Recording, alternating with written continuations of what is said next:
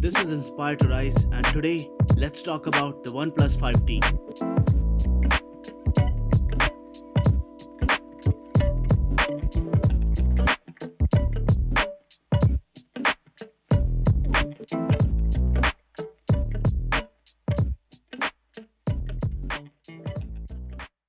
This is Aitan Anja from InspiredToRise.com, and the hype train has finally come to a stop with the launch of the OnePlus 5T, the much awaited flagship phone from OnePlus. This is the successor to the OnePlus 5, and most of the OnePlus 5 users are extremely disappointed because of not even a gap of 6 months between the launch of both of these smartphones. So the major differences between both of these smartphones come in the form of the display. It has got a 6-inch 18:9 display, and it's even better than the predecessor. The optic AMOLED display comes with sunlight adaptability, so it adapts to really extreme lighting conditions. And if we talk about the dimensions and everything else on the phone, it almost feels the same. The display is different this time, and the camera on the back is different. And if you talk about the fingerprint sensor placement, it's also different, and it's at the back, which I personally feel feels a lot more natural than having the fingerprint sensor on the front. I had no issues with the OnePlus 5's design, and the same design philosophy has been carried over to the OnePlus 5T.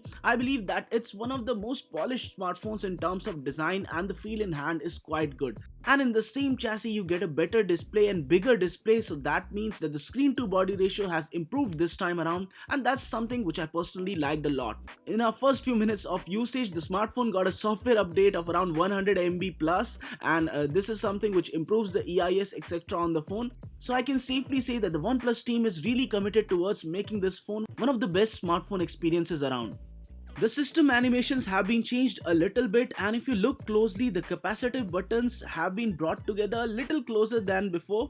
Now a wide variety of color profiles are also available for the display, so that makes it an even better choice. Now let's talk about the camera. The telephoto lens has seen a dramatic increase in aperture. It's now f1.7, which means better low light photography, and the portrait mode is okay. It's nowhere close to something like the Google Pixel 2, but the camera is definitely a little bit improved from before. The front camera is almost the same as before, and I expected to see some little improvements over there, but they are not present.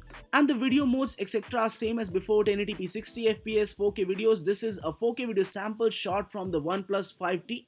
The color etc. is okay. The EIS is quite good because I was moving really rapidly, and still the footage came out quite stable, so I have to say that it was kind of good. And if you're somebody who has stable hands, then you might get even better shots. The front camera video is capped to around 1080p, but I believe that the camera quality could definitely have been improved. The front camera is no improvement from before, so that is something that I would have loved to see some changes in.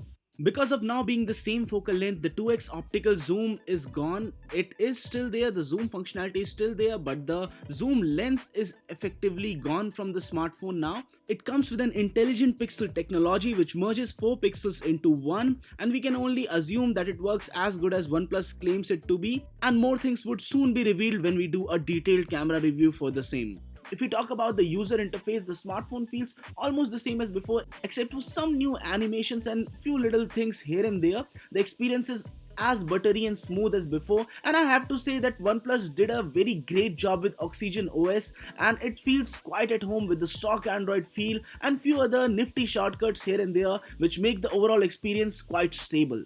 The best thing about the OnePlus 5T is that they haven't changed much. Everything that was good with the OnePlus 5 is still present on the OnePlus 5T. The battery life could certainly have been more, but the dash charging facility is still there, so you still have that great battery life in few minutes of charge. So it all boils down to the final question: should you buy the OnePlus 5T? The prices are virtually unchanged from the OnePlus 5, $499 for 64GB, which means 33,000 rupees for the 64GB variant and 38,000 rupees for the 128GB variant with 8GB of RAM. And I think that for the price, it's a great value proposition. Anybody who bought the OnePlus 5, I am seriously sorry for you guys. You made the wrong decision, and OnePlus broke your trust in a way.